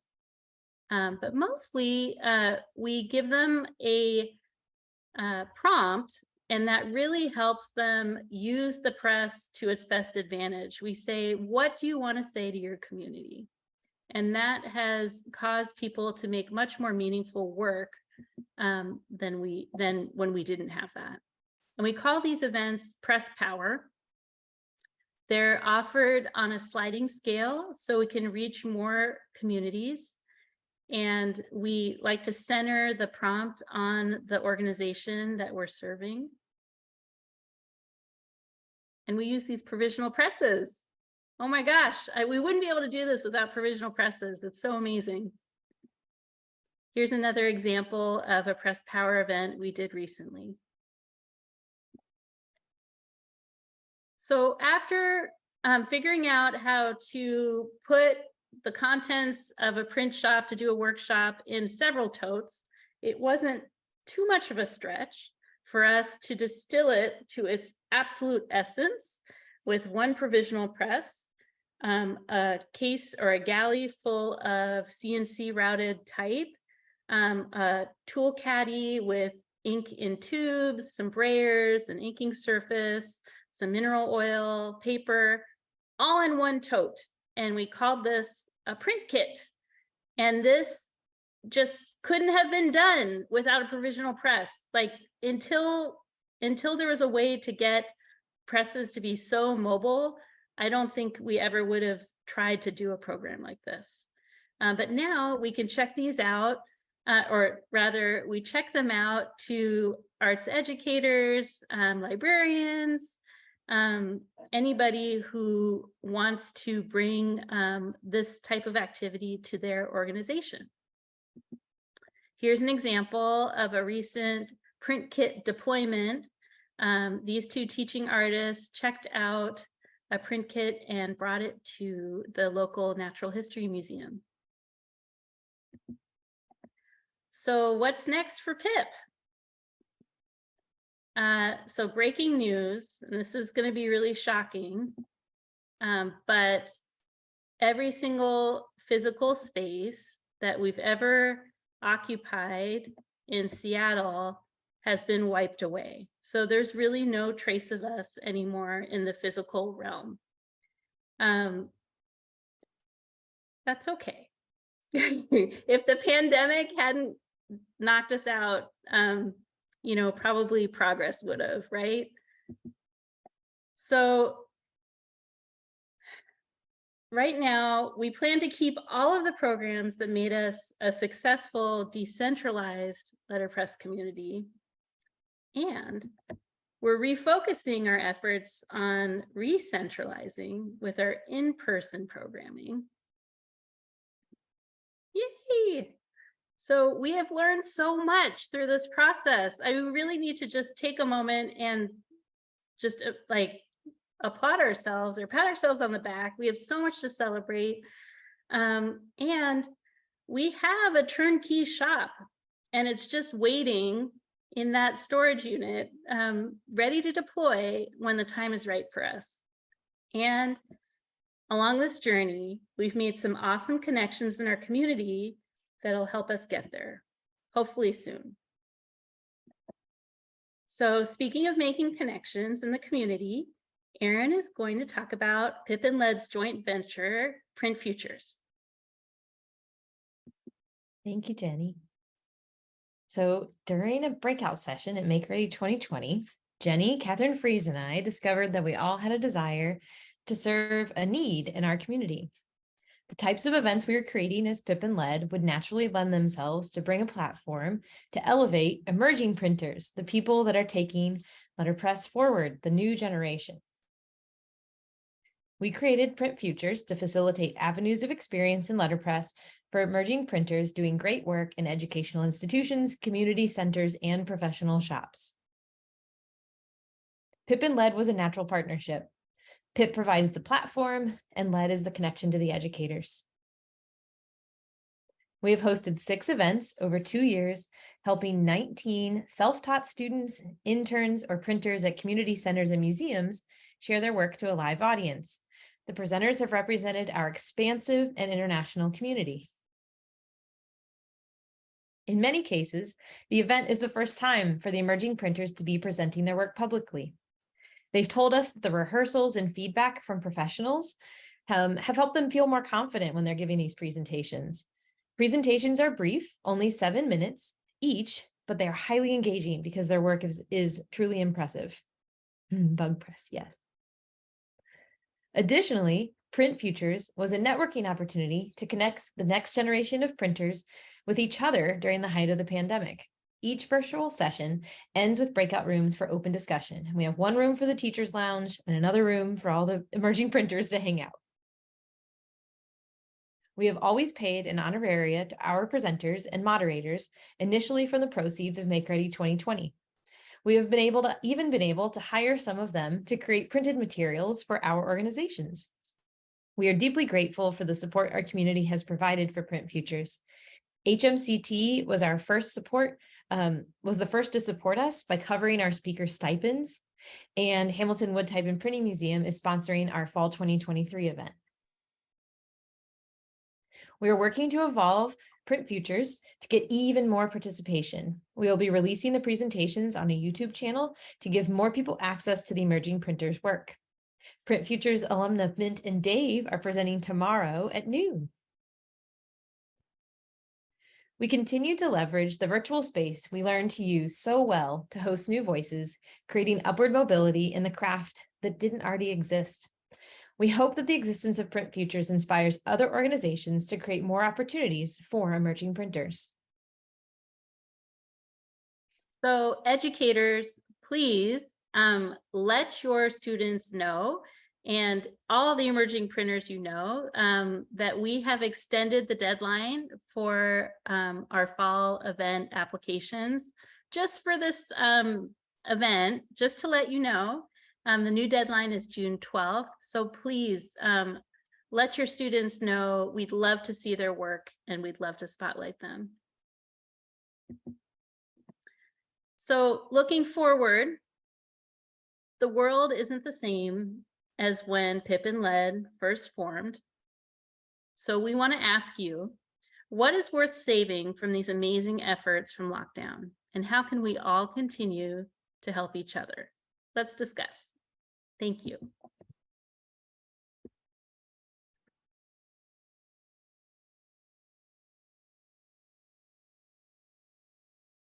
Thank you so much, Jenny and Erin.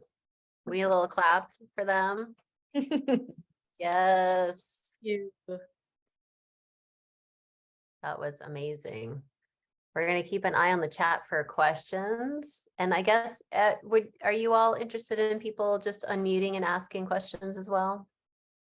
That would Yeah. be Okay, cool. So feel free to unmute comments, questions.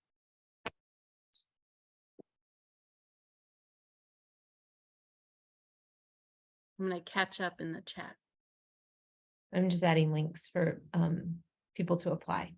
Yes, our deadline's June 12th, but the event isn't until October 1st. We're hoping to get applicants now so that people could be ready, since summer's time. Sometimes a time when all of us disconnect from the virtual space, and it's nice to take a break as educators and emerging printers.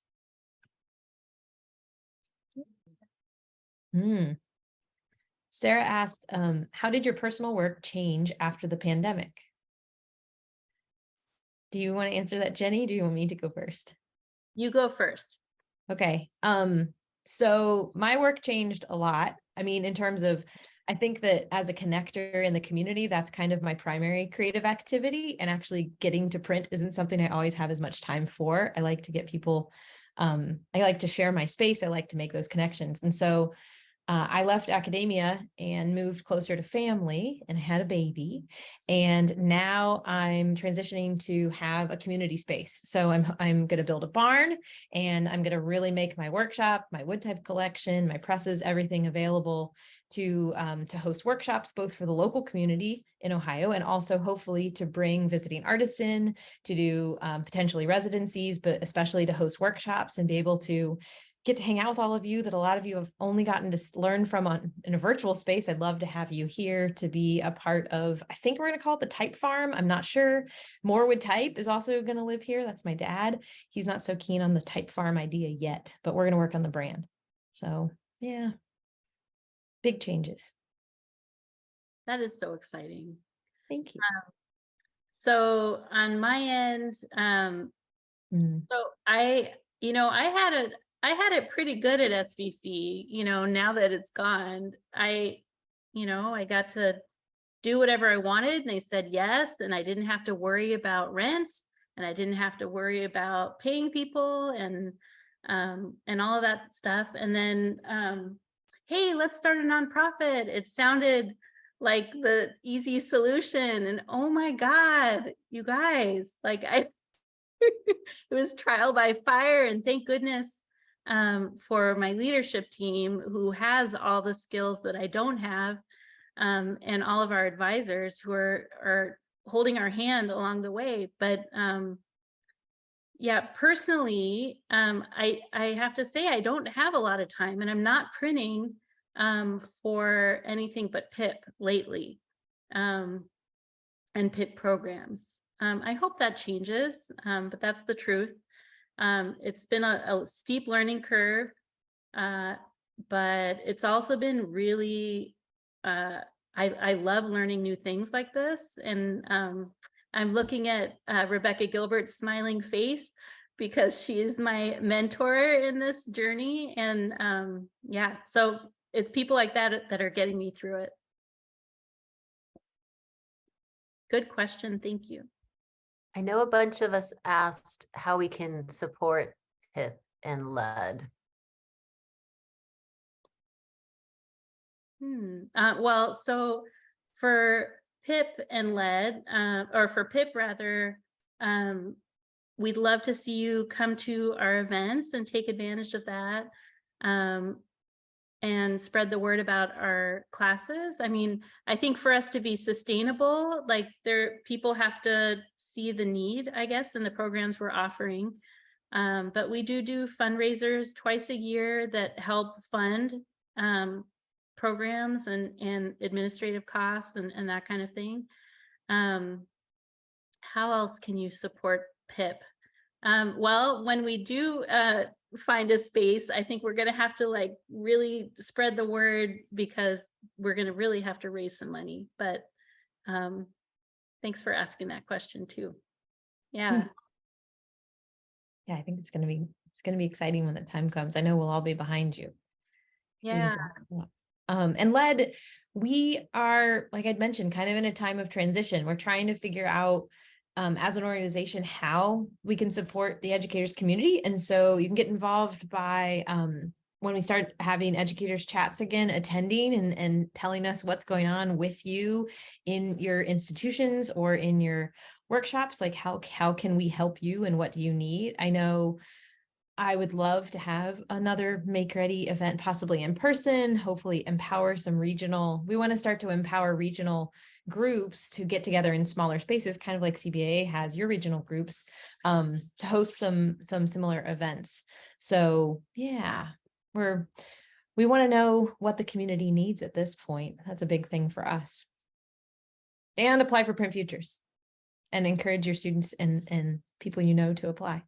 Yeah, I meant to say during my talk, embolden your students to apply, because they're not going to apply on their own. They need you to make the suggestion. And we're there to guide them. They're not on their own. I know some people have been intimidated because it's like presenting in this very public space, but we have meetings.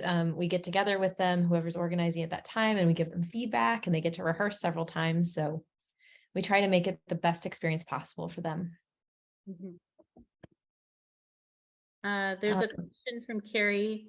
How did you both stay positive in regards to your art practice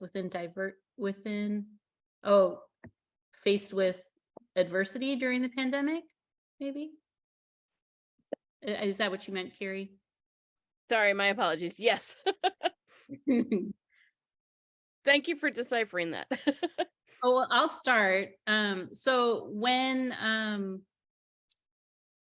when we were launching PIP, it was lockdown and a lot of people had nothing else going on, and we felt very out of control. And this felt like something that we could, sink our teeth into and actually affect change, right? Mm-hmm. And so the leadership team, we worked around the clock to get that website built so that we could launch in the spring of 2021. So I would work during the day. Some of our leadership team, like our night owls, there would be a night shift of like people also working. So I would say like we stayed positive because this was something we could control, and it felt like we were building something really powerful, and trying to save what, meant a lot to us, because 19 years is a long time, to have friends and a creative community. And we really didn't want to lose that. Mm-hmm. Yeah, for me, I was teaching online all the time. The students were really struggling. And so I stayed positive by having the educators chats, by getting to talk with so many of you in these spaces. We never had an agenda. It was just like, what happened this week? And then we would all be like, oh my gosh, I can't believe this happened. And just trying to figure out how to handle it together. It's like somebody would share an idea for a workshop they were going to have, or someone they'd had to come for a visiting lecture. And then you'd be like, oh, and if you were really down that week, then you would find that somebody else was able to lift you up because they were figuring out a path. And so you were able to use those resources. I mean, Ben gave me many of his videos on how to construct his books. I am not a bookbinder, or especially making these amazing forms that he does. And so it was fantastic to be able to share that with my students and then introduce them to his work. And it's like, my classes became better because I was connecting to so many of you and able to bring your knowledge and your work and who you were as artists and people to my students. So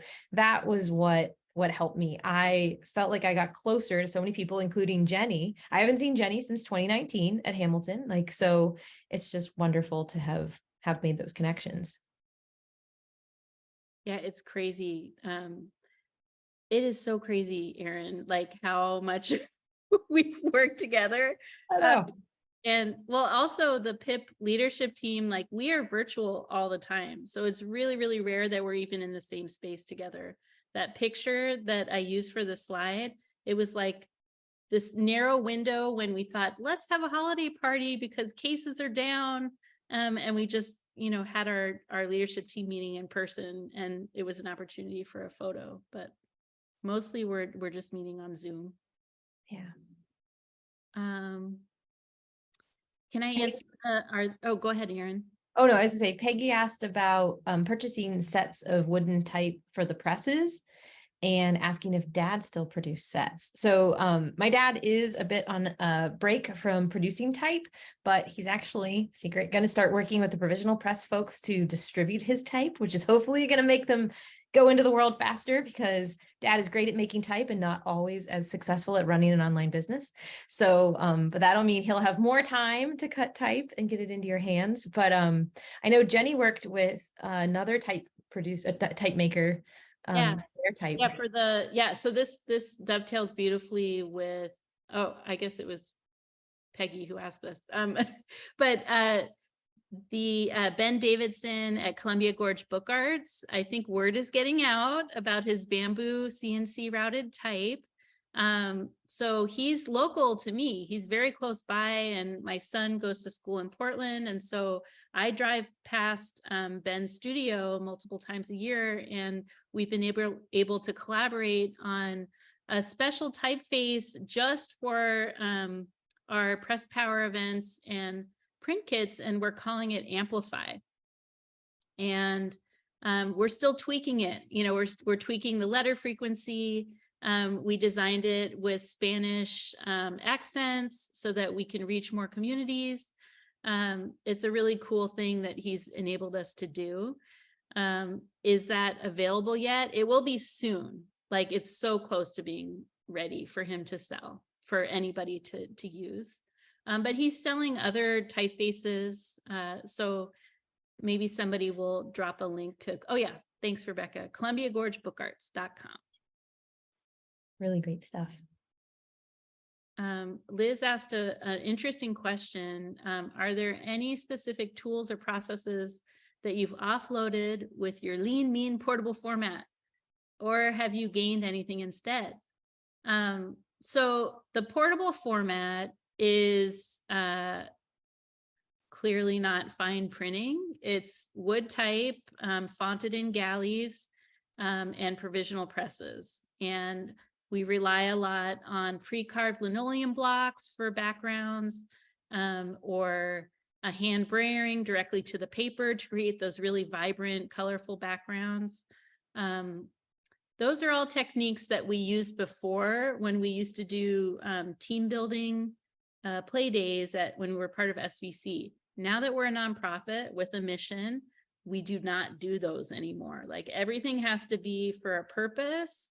What do you want to say? How are we leveraging our presses so it's more meaningful? Not just, a free for all anymore.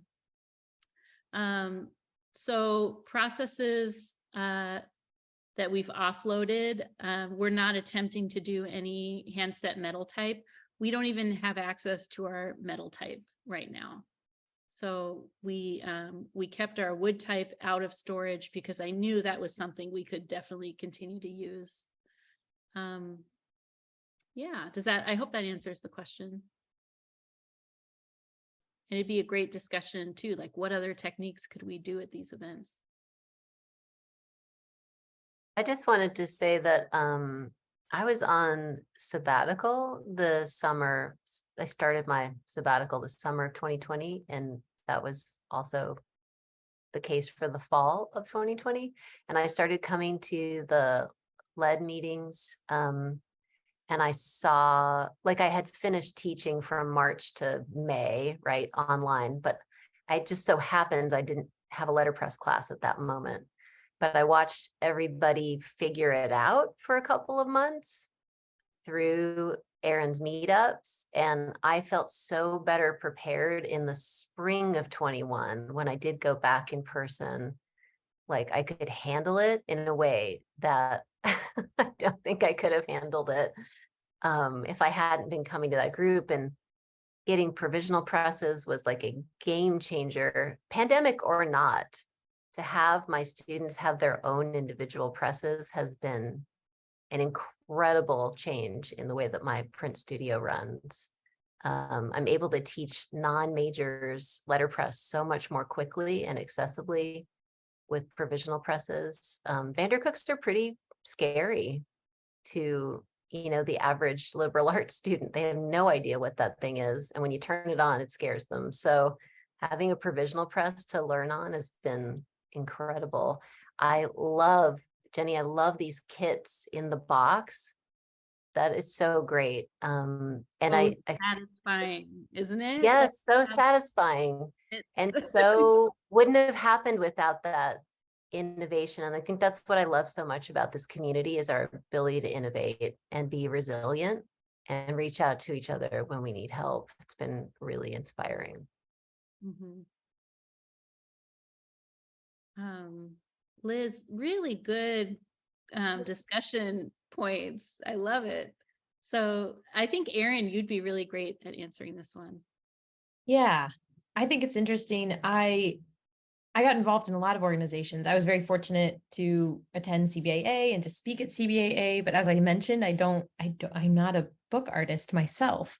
I have done book projects with my classes. So that was where I sort of narrowed in on my initial Make Ready events were focused more specifically on people that taught letterpress printing as the dominant aspect of their class. I guess that's the best way to describe it, because what I find so interesting is how people are using the letterpress printing process, but bringing in their own areas of expertise. Like Jocelyn does projects that are connected to poetry, and I find that incredibly fascinating. I loved how the discussions during the EDU chats that brought up other people that were doing really interesting poetry-based projects or word-based projects. And so that was having that, going into that niche aspect of, book arts and then letterpress specifically meant that we're able to get into a lot of these discussions. Like I was just about to ask Jenny about the ink and tubes that they were using. And I think that that's something that maybe the letterpress folks tend to get into. Like we had lunch at one of the Make Ready events and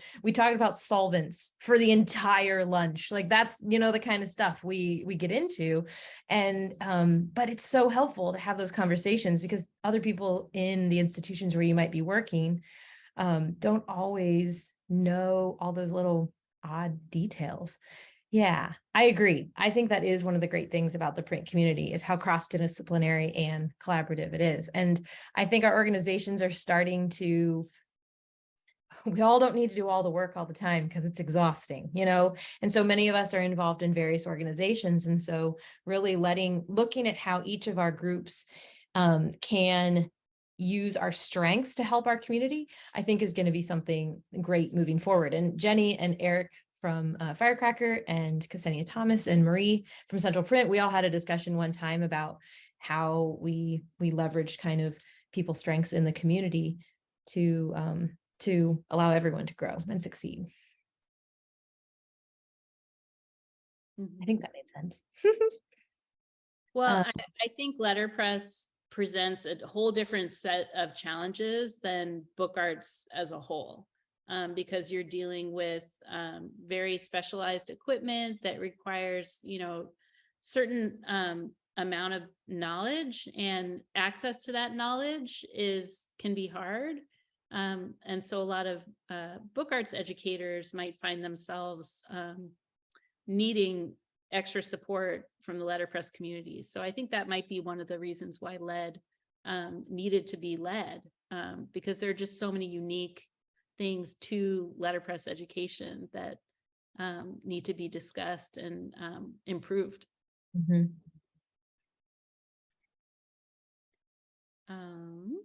Yeah.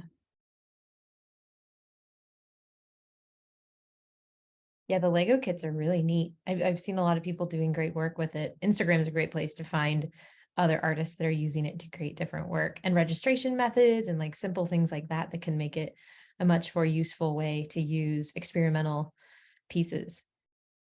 Mm-hmm. As you both move forward and you reestablish or establish your physical spaces, how how much long distance virtual stuff do you want to maintain in your schedules? And it sounds like it's a valuable part of reaching out to the community. And I wonder, like, how do you go back into a physical space and still maintain that momentum of virtual education? Well, I plan to continue to be responsive when planning out the long distance letterpress schedule.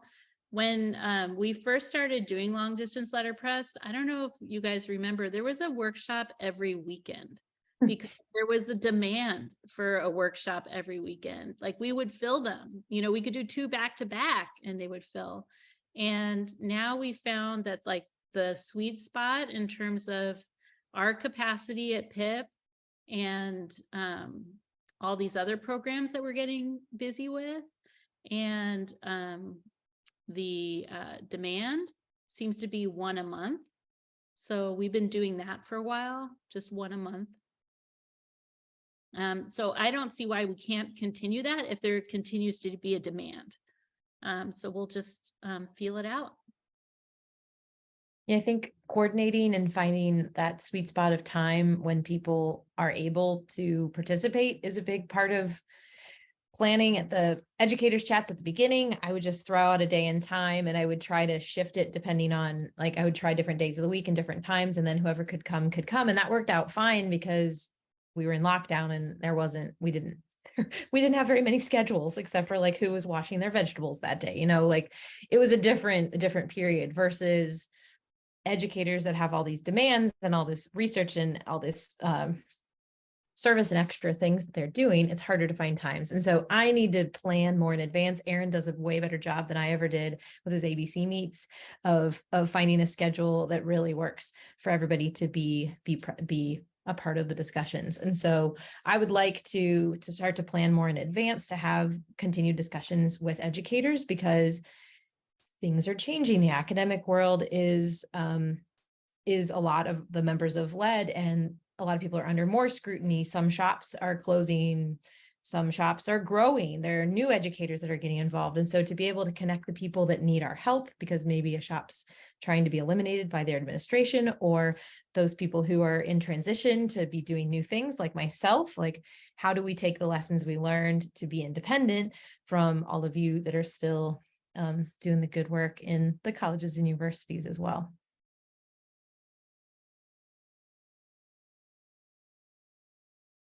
We still have 1 more minute if we have any more pressing questions.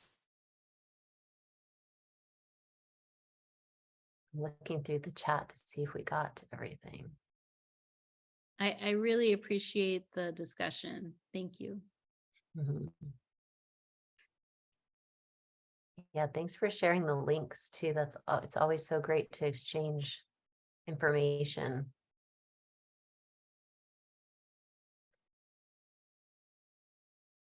See, I don't see anything new. Yes, lots of thank yous. Thank you so much to both of you. I mean, it's been like, the reason we wanted you here is just because you're such amazing people who have done this really great work building community and connecting everybody during a time when we realized we needed community like we need water and food. So I think that was the stories of how you move through that time and where you find yourselves now are just exemplary. And I think it's, in part, like, it's not like you did all these things yourselves, but you were smart enough to reach out to people to get the help that you needed and connect everybody. So absolutely everybody. So yeah, I'm super, super inspired by what both of you have accomplished. And I'm so glad that you're part of the community and that you're so committed to doing this work. It's really important. Thank you. And I want to thank everybody for attending our keynote and our meeting earlier. And we will continue tomorrow at 12. Please join us. That's 12 Eastern Standard Time. I've been trying to keep up with my emails. If for some reason you know somebody who didn't get a link, please let them know to email meetings@collegebooKart.org and I will send them links.